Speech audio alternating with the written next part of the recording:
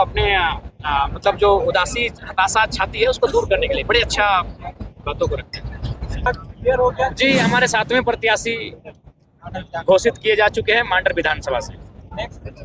अभी तक काले कि 5वां जेपीएससी में जो है बहुत धांधली सब कर मंत्री कर विधायक रिलेशन कर सब कर हेलो तो तोर सरकार आयल बात की तो अगर फिर से जांच कर दें। देखिए, स्पष्ट है कि जो भी गलत कार्य हुए हैं पूर्ववर्ती सरकारों में उनकी जांच पुनः कराई जाएगी, पारदर्शिता के साथ जांच कराई जाएगी और निष्पक्ष और स्वतंत्र होकर तमाम ऐसी परीक्षाएं जो संशय के घेरे में है उनकी जांच कराई जाएगी। सीजीएल की जांच होगी दादा? देखिए, नो डाउट सीजीएल रहे चाहे जेपीएससी रहे, हम लोग किसी भी मुद्दे में मौन नहीं रहेंगे। हर मुद्दों में हम लोग एक्टिव रहेंगे और इस राज्य के युवाओं के साथ, उनके भविष्य के साथ किसी प्रकार का खिलवाड़ ना हो, इस दिशा में हम लोग काम करेंगे। क्या आपकी सरकार आएगी तो 1932 लागू होगा? निसंदेह, चूंकि सबसे पहली बात है कन्विंस होना चाहिए। अब हमें जब से राजनीति में आए हैं, जो गैर राज्यों के लोग हैं वो अभी कन्विंस हो रहे हैं कि नहीं जेन्युइन मुद्दा है, हम लोग 2 राज्य हो रहे हैं कि नहीं जेन्युइन मुद्दा है, हम लोग 2 राज्यों में अधिकार लेते हैं जो कि गलत है। सबसे पहली बात कन्विंस नहीं करते थे। आज हमें उम्मीद है कि जो अगर हमारे विपक्ष में भी हैं, विरोध भी करते हैं, जब उनसे मुखातिब होते हैं, अपनी बातों को रखते हैं तो उनमें हम लोग कन्विंस कर लेते हैं। और चूंकि झारखंड की जो मांग है, झारखंड की जो जरूरत है वो स्थानीयता है। स्थानीयता के आधार पर ये बैरियर लगना चाहिए, नहीं तो क्या होगी, यहाँ की परंपराएं, यहाँ की संस्कृति सब धूमिल हो जाएंगी और यहाँ के लोग कहीं ना कहीं गौन हो जाएंगे। तो इरफान अंसारी जिस तरह से जो है जेल को लेकर आपके केंद्रीय मंत्री उपाध्यक्ष ने 3 दिन का महाआंदोलन का ऐलान किया आज ही के दिन में, किस तरह से समर्थन मिलेगा छात्र? देखिए, वो हमसे बातचीत हो गई, उनको हम लोग रांची का जो भी कार्यक्रम होता है सबका एक हम लोग जिम्मा दिए।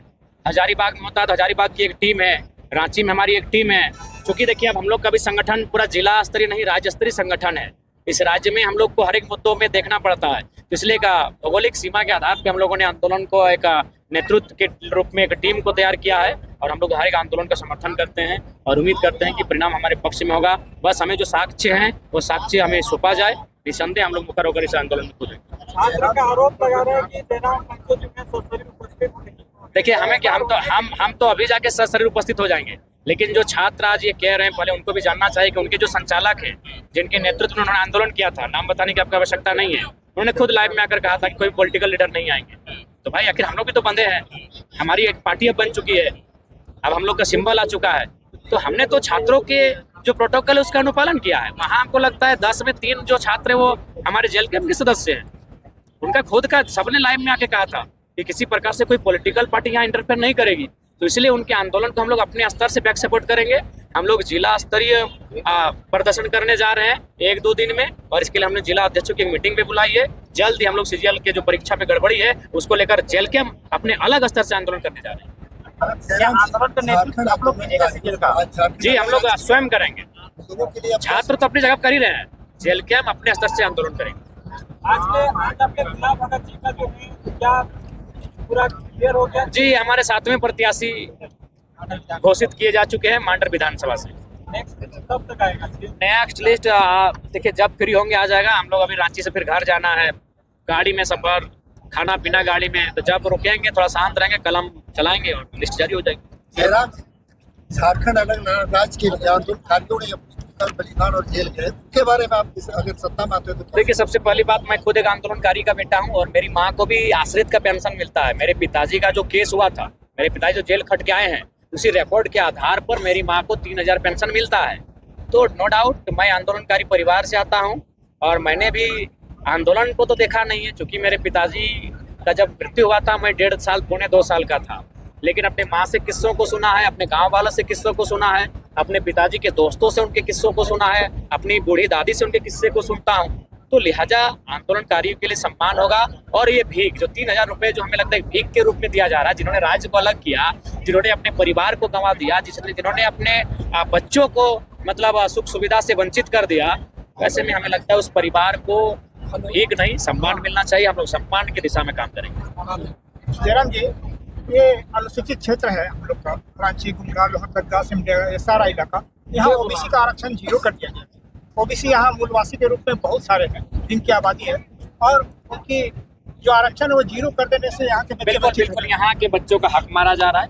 देखिए सब, मेरा मानना है कि सबको उनके अनुपात में अधिकार मिलना चाहिए, चाहे वो एसटी वर्ग से आए, एससी वर्ग से आए, ओबीसी वर्ग से आए या जनरल वर्ग से आए। तो झारखंड राज्य में सत्यता है कि ओबीसी वर्ग को सरकार का जो जिला रोस्टर था उसमें उनका बिल्कुल सीधे सीने में खंजर घोंपा गया है। इसको हम लोग सुधार करेंगे और उनके अनुपात में जिला के रोस्टर को पुनः बहाल के बाद लागू किया जाएगा और किसी भी जिले में ओबीसी तो शून्य हो ही नहीं सकता। जयराम जी, आपने डुमरी सीट पे चुनाव लड़ने का जो है घोषणा कर दिया है, लेकिन आपने भाषणों के दरमियान ये कहते थे कि जगन्नाथ दाह का सम्मान करेंगे। सम्मान किए हैं जी, आजीवन सम्मान किए।